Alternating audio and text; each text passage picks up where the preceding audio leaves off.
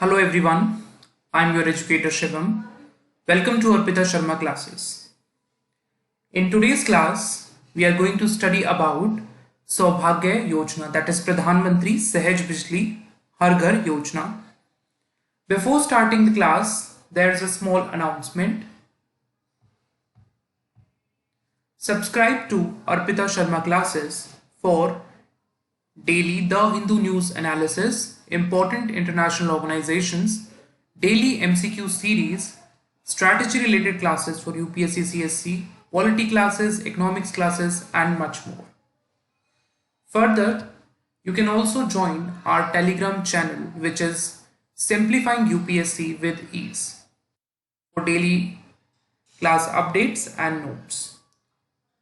Also, Arpita ma'am is also taking live classes on Unacademy Plus. Use code SHARMAYT10 to get 10% discount. That is SHARMAYT10 to get an extra 10% off. So let's start our today's class. So Pradhan Mantri Sahaj Bijli Har Ghar Yojana, short name is Saubhagya Yojana. ये scheme जो है the scheme was launched by honourable prime minister on 25 सितंबर 2017 में launch की गई थी और इसका target था मार्च 2018 तक सभी हाउस होल्ड में इलेक्ट्रिसिटी पहुंचाना, but the target has been extended till 31 March 2019. It is a scheme under ministry of power. Under Saubhagya, free electricity connection to all households, both APL and poor families in rural areas and poor families in urban areas will be provided. इस scheme के अंदर क्या है, free electricity connections दिए जाएंगे सारे house holds को जो अबव पॉवर्टी लाइन है, पुअर फैमिलीज है, रूरल एरियाज में है, अर्बन एरियाज में सबको. Rural electrification corporation under ministry of power has been designated as its nodal agency for Saubhagya scheme. Rural electrification corporation जो है it's Navratna company under ministry of power. तो it's an ये nodal agency है जो इस scheme को इंप्लीमेंट करेगी. ठीक है. The scope of the scheme is the first one is providing last mile connectivity and electricity connection to all unelectrified households in rural areas. तो इसका जो पहला स्कोप है दैट इज कि लास्ट माइल कनेक्टिविटी हो, electricity connections हो, सारे जो जिन घरों में बिजली नहीं है रूरल एरियाज में उन तक पहुंचाना. Providing solar photovoltaic based standalone systems for unelectrified households located in remote and inaccessible villages, habitations where grid extension is not feasible or cost effective. Solar photovoltaic based standalone system दिए जाएंगे उनको जो solar energy से चलेंगे, solar energy को use करेंगे जहां पर जो है, जहां तक बिजली पहुंचाना फिजिबल नहीं है, जहां पर ग्रिड एक्सटेंशन नहीं हो सकता, जहां पर ग्रिड सेटअप नहीं हो सकता है. ठीक है. वहां पर वायरिंग वगैरह ये सब पॉसिबल नहीं है, तो उन लोगों को क्या दिया जाएगा, एक सोलर फोटोवोल्टाइक जो है जो सोलर एनर्जी को यूज करेगा, इस तरह का एक सिस्टम दिया जाएगा. ठीक है. सारे उन हाउस होल्ड्स को जहां पर इलेक्ट्रिसिटी नहीं पहुंचाई जा सकती. Providing last mile connectivity and electricity connection to all remaining economically poor unelectrified households in urban areas. Non poor urban households are excluded from the scheme.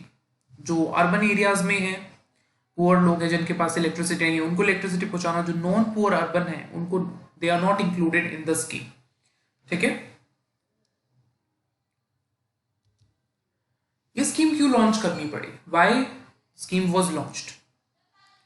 Despite the government's village electrification programme, the Deen Dayal Upadhyaya Gram Jyoti Yojana launched in July 2015, under which 78% of 18,000 villages have been electrified, it was realized that the problem of electricity access was not resolved. Government ने 2015 में जो है एक programme launch किया था, दीनदयाल उपाध्याय ग्रामीण ज्योति योजना.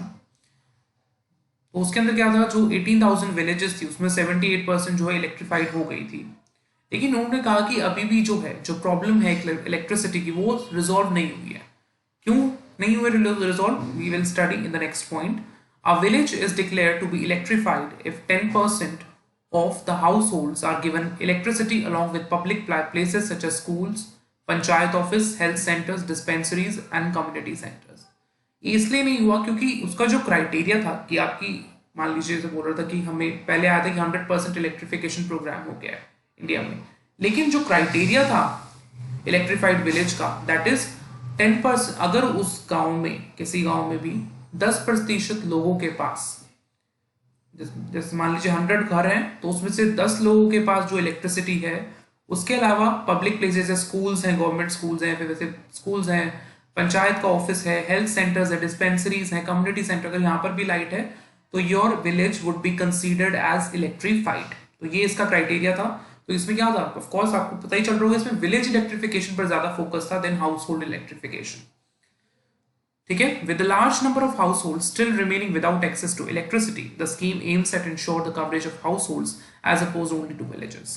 क्योंकि बहुत सारे लोग रह गए थे, क्योंकि its focus was on electrifying the villages, not on electrifying the households, main focus. ठीक है, तो इसमें जो स्कीम में क्या था, हाउस होल्ड रह गए थे क्योंकि 10% है, तो बाकी जो 90% बचे उनके पास तो इलेक्ट्रिसिटी तभी भी नहीं थी। उस चीज के लिए स्कीम को लॉन्च किया गया ताकि हर हाउस होल्ड तक इलेक्ट्रिसिटी पहुंचाई जा सके। I hope you are clear up till now. इसके कुछ फीचर्स देखते हैं। इसमें ऑल डिस्कॉम्स कंपनी जो इंक्लूडिंग प्राइवेट सेक्टर डिस्कॉम्स हैं, स्टेट पावर डिपार्टमेंट्स हैं, रूरल इलेक्ट्रिफिकेशन कोऑपरेटिव सोसाइटीज हैं, वो एलिजिबल हैं इसके अंदर financial assistance under the scheme in line. इसके अंदर भी फाइनेंशियल असिस्टेंस दी जाएगी। ठीक है, जैसे कि दीनदयाल उपाध्याय ग्रामीण ज्योति योजना के अंदर दी गई है, सिमिलरली इसमें भी दी जाएगी। और सारे डिस्कॉम्स जो एलिजिबल हैं, whether it is private sector, state power departments, rural electrification cooperative societies. ठीक है, the prospective beneficiary household for free electricity connection under the scheme would be identified using SECC, Socioeconomic Caste Census data 2011. However, unelectrified households not covered under this would also be provided electricity connection under the scheme on payment of 500 rupees, which shall be recovered by DISCOMs in 10 installments through electricity bill. इसमें कहा गया है कि जितने भी beneficiaries हैं उसको identify किया जाएगा, जो SECC डेटा था 2011 के हिसाब से। उसके अंदर जो है पुअर हाउस होल्ड जो उसके अंदर नाम है, उन लोगों को फ्री कनेक्शंस दिए जाएंगे। अपार्ट फ्रॉम दैट, जो इसके अंदर नहीं है कवर्ड, जो एलिजिबल बेनिफिशियरी नहीं है इस सेंसस के हिसाब से, उनको भी कनेक्शन दिया जाएगा, but they have to make a payment of 500 rupees to get the connection. उनको जो है 500 रुपए में देना पड़ेगा, और ये 500 रुपए उन्हें 10 इंस्टॉलमेंट में देने थ्रू इलेक्ट्रिसिटी बिल। जैसे कि आज मैंने कनेक्शन ले लिया तो मेरे हर मंथ जो है 50 रुपीज जो है इस कनेक्शन से रिलेटेड ऐड होते रहेंगे मेरे बिजली बिल में। ठीक है, the electricity connections to unelectrified household include provision of service line cable, energy meter including prepaid और smart meter, single point wiring, LEDs, lamps, associated accessories in line with technical specification and construction standard. जो electricity connections दिए जाएंगे अनइलेक्ट्रिफाइड households को, उनके अंदर provision है कि service line cable हो, एक एनर्जी मीटर उन्हें उनके घर पर लगाया जाए, वेदर इट इज प्रीपेड और स्मार्ट मीटर हो, सिंगल पॉइंट वायरिंग हो, LED लैंप्स हो, एसोसिएटेड एक्सेसरीज भी दी जाए। In case of unelectrified households located in remote and inaccessible areas, power packs of 200 to 300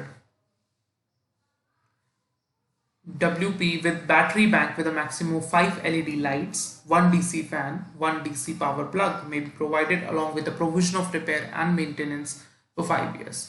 जो अनइलेक्ट्रिफाइड हाउस होल्ड्स हैं, जो कि रिमोट और इनएक्सेसिबल विलेजेस में हैं या फिर एरियाज में हैं, तो उन्हें जो है पावर पैक्स दिए जाएंगे थ्रू 200 to 300 WP वाले बैटरी बैंक के साथ, जिसके अंदर उन्हें मैक्सिमम 5 LED लाइट्स मिल सकते हैं, एक DC डायरेक्ट करेंट, DC मतलब यहाँ पर ये है, DC फैन मिलेगा, एक DC पावर प्लग उनको दिया जाएगा। और उसके प्रोविजन भी है कि 5 साल तक जो उसमें रिपेयर और मेंटेनेंस होगा that is also going to be borne by the government. ठीक है, स्कीम के अंतर्गत वो बोर्न किया जाएगा।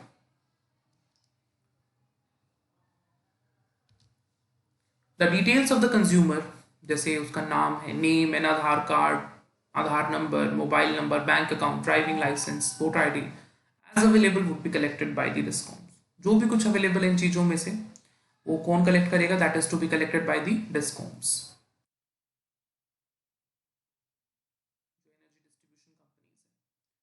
Defaulters whose connection have been disconnected should not be given benefit of the scheme. जैसे कुछ लोग होते हैं डिफॉल्टर्स होते हैं, उन्होंने बिजली का पेमेंट नहीं किया या और किसी वजह से वो डिफॉल्टर घोषित हो गए हैं, तो वो इस स्कीम के अंदर कवर्ड नहीं है, क्योंकि उनका बिजली कनेक्शन उनके पास था बट वो काट दिया गया है।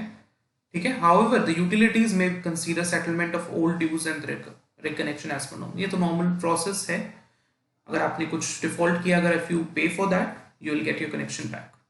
ठीक है, recently government has announced 100 crore rupee award for states that would complete the household electrification early under the सौभाग्य स्कीम। अभी गवर्नमेंट ने कहा है कि उनको जो भी स्टेट्स इसका जो टारगेट है उसको जल्दी पूरा कर लेंगी, उनको 100 करोड़ का एक बेनिफिट दिया जाएगा, अवार्ड दिया जाएगा। Apart from discoms, employees would also collectively get 50 lakh rupees award for completing the task of electrifying household।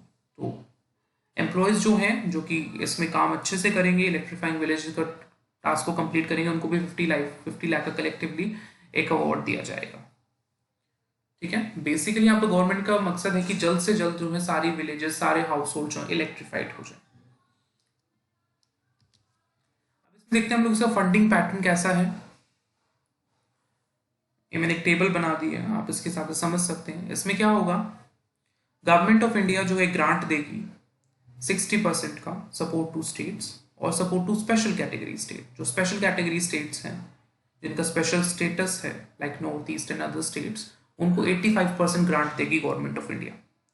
उसके बाद फिर आता है स्टेट कॉन्ट्रीब्यूशन, जो स्टेट का अपना फंड होता है स्टेट गवर्नमेंट का। उसमें स्टेट जो है उसके अंदर 10% देंगी जितनी भी टोटल कॉस्ट आएगी, और सपोर्ट टू स्पेशल कैटेगरी जो होंगी वो सिर्फ 5% उसमें अपना फंड एलोकेट करेंगी। उसके बाद फिर लोन्स आएंगे 30% जो है, ये जो नॉर्मल स्टेट्स हैं वो लोन, उनका जो फंडिंग है इसकी वो कंप्लीट की जाएगी 30% लोन के द्वारा। स्पेशल कैटेगरी स्टेट्स में 10% लोन के द्वारा। ठीक है, additional grant from government of India on achievement of prescribed milestones.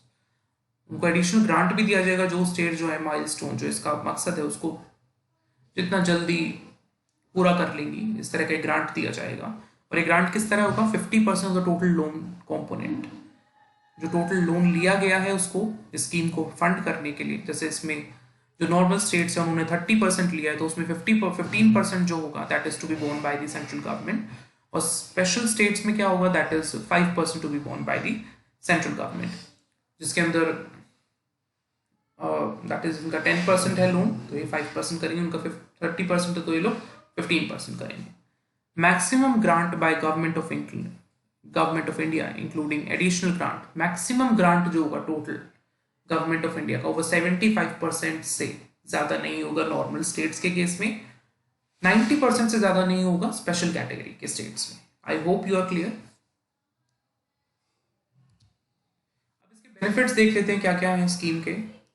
It will help India in meeting its global climate change commitments as electricity will substitute kerosene for lighting purpose। जो हमारे climate change के जो effects हो रहे हैं, global climate change के जो हमारे कमिटमेंट्स हैं गवर्नमेंट के, उनको पूरा करने में मदद करेगा। क्योंकि इलेक्ट्रिसिटी से क्या होगा, जो कैरोसिन लैंप्स चलाते हैं और भी चीज़ें हैं जो हम लोग इलेक्ट्रिसिटी के बिना करते हैं, तो उस चीज़ों पे क्या होगा, वो इससे सब्सटीट्यूट हो जाएंगी। तो हमें क्या मिलेगा, हमें जो हमारा cleaner and greener environment, financially weaker sections है उनको हेल्प मिलेगी।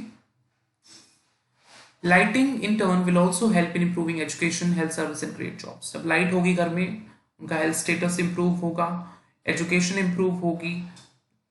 जब यहाँ पर एक विलेज में कहीं पे भी अगर इलेक्ट्रिसिटी आ जाएगी, इंडस्ट्री सेटअप होगी, तो आपको क्या होगा, जॉब्स भी मिलेंगी।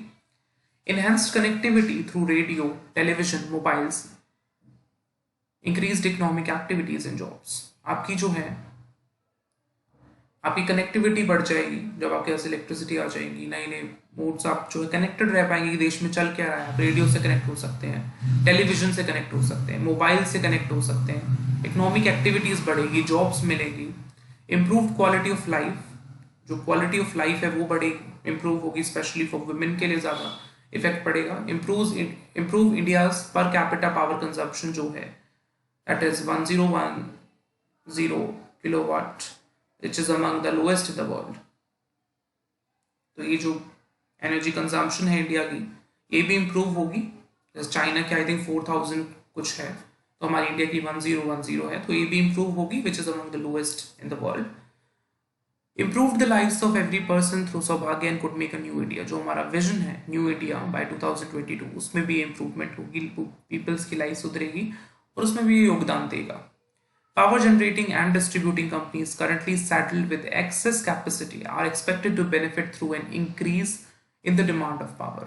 देखो पावर जनरेटिंग और डिस्ट्रीब्यूटिंग कंपनीज क्या है, उनके पास excess power generating power capacity उनके पास है, लेकिन that is not being utilised to its full potential.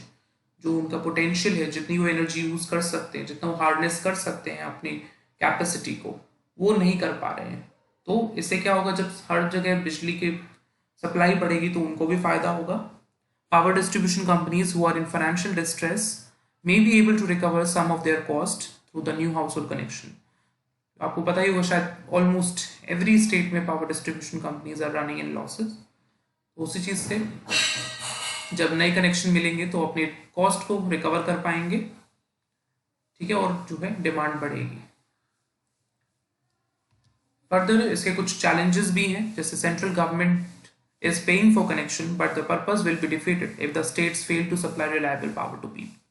देखो सेंट्रल गवर्नमेंट जो है कनेक्शन के लिए पे कर रही है, सेंट्रल गवर्नमेंट काफी में फंडिंग सपोर्ट दे रही है, लेकिन अगर स्टेट्स ही अपना रोल नहीं कर पाएंगे, अगर स्टेट्स अगर पावर नहीं पहुंचा पाई, रिलायबल पावर इज नॉट, अगर states are not able to provide the reliable power to the household, तो इसका जो वेरी पर्पस है इलेक्ट्रिफिकेशन पहुंचाना, वो ही डिफीट हो जाएगा, वो ही खत्म हो जाएगा, वही नहीं पूरा हो पाएगा. तो इस स्कीम का कोई फायदा नहीं है.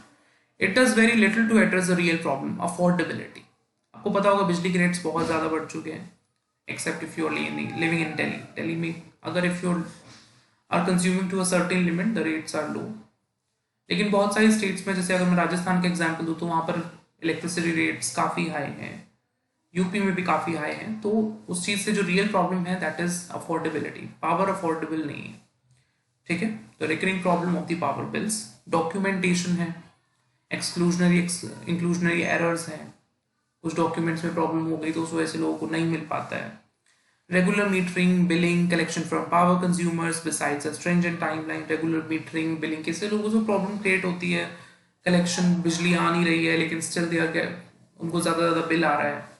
Fundamental challenges are related to the quality of electricity service in the application process. किस तरह की एप्लीकेशन प्रोसेस है, दैट इज ऑल्सो वेग, ठीक है. इलेक्ट्रिसिटी सर्विस कैसी है, आपके घर पे आती ही नहीं है लाइट, मान लीजिए अगर 24 घंटे में से 2 घंटे आ रही है, and if you are considering that as electrified, तो वही चीज़ है कि आपके पास इलेक्ट्रिसिटी कनेक्शन लेकिन इलेक्ट्रिसिटी नहीं आ रही. जैसे अगर मैं आपको एग्जांपल दूं, आज भी बहुत सारे विलेजेस ऐसे हैं जहाँ पर कितने कितने घंटे लाइट नहीं आती है.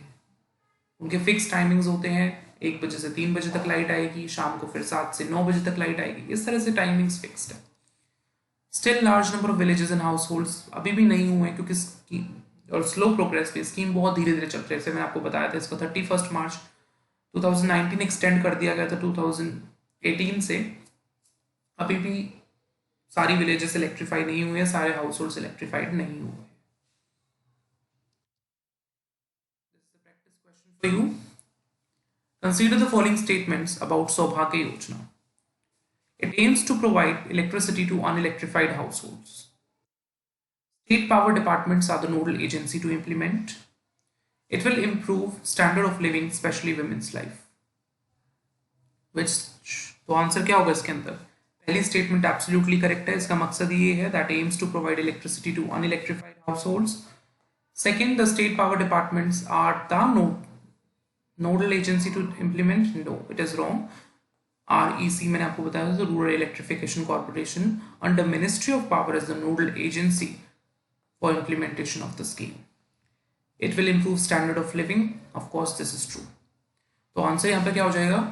1 and 3, that is C is correct answer. I hope you like the class. Thank you so much.